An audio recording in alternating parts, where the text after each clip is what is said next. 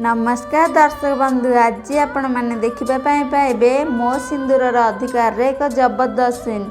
यही समय रे नताशा मुक्ति बहुत बड़ षड्यंत्र करते जे दोली रे काटी देइथिबे।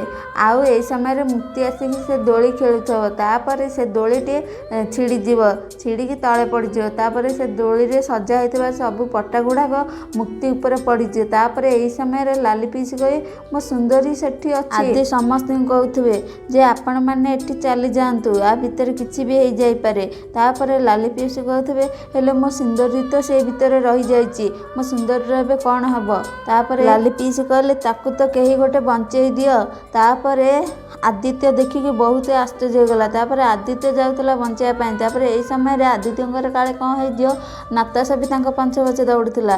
तापर धनश्री देखिक बहुत आश्चर्य हो गला।